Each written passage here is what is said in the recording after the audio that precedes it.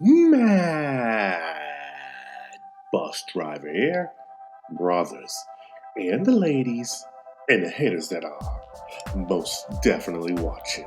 Yeah. So, Atlanta, brothers. So I was down in Atlanta, right? I was down in Atlanta with the family. This is story time with MBD. I was down in Atlanta with the family. We went to the Georgia Aquarium and Botanical Gardens. We tried to hit up the zoo, but they wanted a shitload of money. And you also had to, pre-book and stuff. Anyways, yeah. So Atlanta in the core, in the capital, because they say Atlanta's chocolate city and stuff like that. I guess that's out in the suburbs. Because in the core, where the capital is, it's a lot of, gentrification going on. Anyways, this is a story about the attitudes of the Scraggle Daggle. So, me and the family are at a gas station, right? Had a nice day. We went and checked out the aquarium, went and checked out the botanical gardens and stuff like that. And so, we were calling it a day. We're gonna go home and chill. Not go home and chill. Go to the hotel and chill. Anyways, so we go into the racetrack. So I guess it's like a big rivalry between Racetrack and Quick Trip or something like that. I don't know. I don't know if Racetrack's been around a lot longer than Quick Trip, but we was at the racetrack. And in the racetrack, we got our snacks and stuff, and go up to the line, and they got your typical Scraggle Daggle working there. They got some, Scraggle Daggles. Just call them Scraggle Daggles that work there. And then there was the Scraggle Daggle that was walking around in the gas station, a skinny Scraggle Daggle, because most of the Scraggle Daggles working behind the counter were a particular body type, and the ultra skinny Scraggle Daggles walking around with the blonde hair, but not the honey blonde hair, the urine blonde hair, because it looks like it was colored by piss. And so she's walking around with the flip-flops, or not flip-flops, or sandals, or whatever it is, the hush puppy type shoes. And, we getting our stuff, we get in line. She's ahead of us in line, and it's a tall white dude ahead of us in line. And, we were waiting in line patiently. And the ladies behind the counter informed everybody that there are self-checkouts. And so you can go to the self-checkout. So there's two self-checkouts on the side. So there's two checkout aisles, regular checkout aisles, and two self-checkout aisles. So the wifey sees the one, because both of them were open. I told her, hey, this self-checkout. So she immediately, because nobody else is moving, go over to one of the self-checkouts. So what she did, tall white dude, he starts going, it's like, I didn't know there was a self-checkout. And he was sitting right there. The lady, she just jumped right on it. And of course, the Scraggle Daggle, that's her cue, because her master set her up for that. She acted like she didn't see me. She just skipped me. I was standing ahead of her in line, right? She acted like she didn't see me standing here in line. And then, of course, Scraggle Daggle has to take things to violence.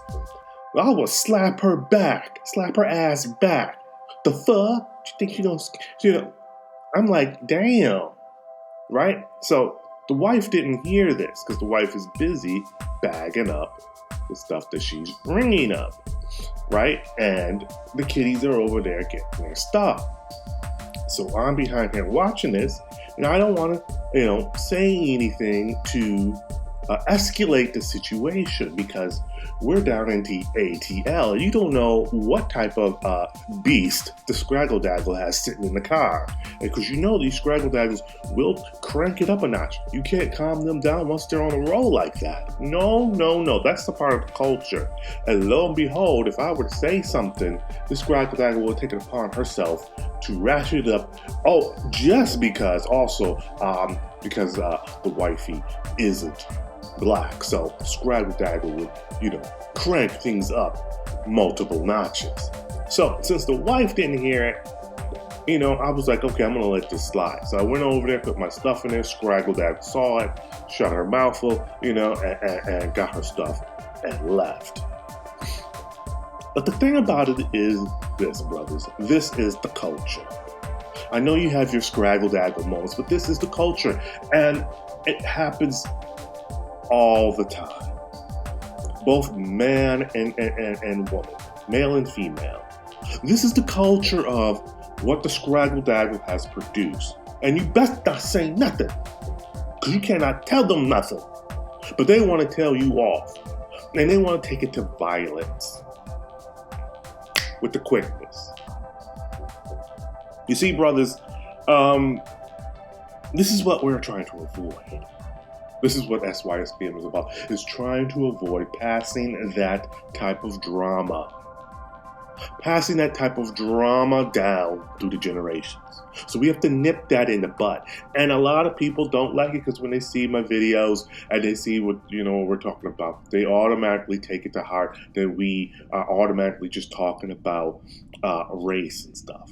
We're not. We're talking about mental mindset. We're talking about how the culture is raising the children. But unfortunately, in the Afro-American culture, we raise the children, the core of the culture, raise the children to be ineffective, the boys especially. We raise the girls to be dominant amongst the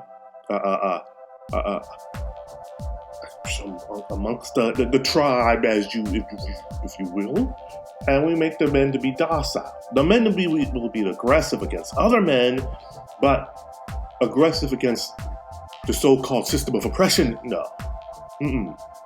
Docile for that. Hands up, don't shoot. No justice, no peace. Do you understand? Well, they're quick to get at you. They're quick to make the hammer go click.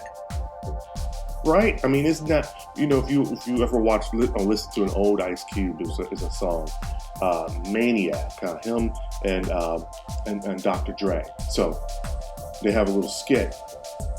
It's all audible, it's just on the track for music. But a couple is walking down the street, and they're being followed by some hood wolf.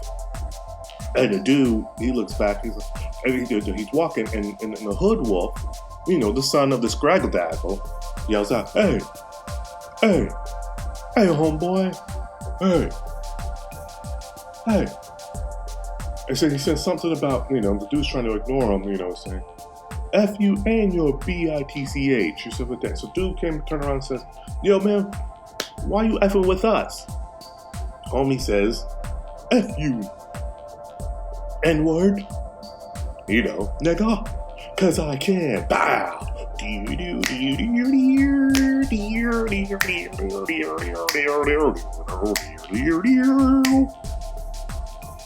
That's what the culture is. F you because I can. And I can get away with it. Because the way the society is structured, your life really doesn't matter if I take it because I look just like you. It has to be a cop. It has to be somebody from outside the culture. It's just like the bunny from Zootopia, what the bunny said. And what the bunny says is... I gotta tell you, you are even cuter than I thought you'd be. You probably didn't we know what the but bunny said. A bunny can call another bunny It is what it but is. when other animals do it, it's Another bunny, a bunny can call another bunny cute, but if somebody else does it, a black person could call another person an N-word, but if somebody else does it, a black person can kill another black person, but if somebody else does it, brothers. I mean, it's going downhill. I mean, it's kind of discouraging. But then you see the light at the end of the tunnel, because when I see a lot of brothers walking around here, with options that they have taken, other options, and freeing themselves with the quickness, cutting that generational curse, if you will, going on to the next generation, because that's what you have to do. You have to do that. You have to cut it. You have to nip that in the bud. And sometimes I sit around and I have like self-reflection, try to think, am I wrong, or is we wrong from going down these paths? Sometimes you have to think like that. But then you realize, no, you're not wrong, because you see what you see in these streets, and you know where the source is, and it's just people around you do not want to tackle that sacred cow. They just do not wish to do that, because maybe they might not get no panties. Because that's what it comes all down to, panties. This is what these dudes are ranking brothers on. How much cash you get and how much ass you get. Panties. So if that is the ranking, brothers can have some options on what type of panties they can get, instead of dealing with the same old, lame old, around the way panties. Maybe the brothers can go out there and get some exotic panties. Brothers, that's why it's a bad punch turn around. Let me come back with a PS for that ass. Let me come back with a PS for that ass. I gotta come back with a PS for that ass. Listen, it's so bad that hobos in these streets, homeless bums, dudes walking around with strollers with their house on it, talking big time shit talking to a working black man. And I'm gonna make a video. I'm gonna put it over on Patreon to tell you what the hobos say, because it's sad when a homeless bum and I've seen a lot of low-level dudes say this, even though they can't get access to it, but they say a certain line. And if it's down to where the hobo out in the street, the homeless bum, ain't messing with the Scraggle Daggle.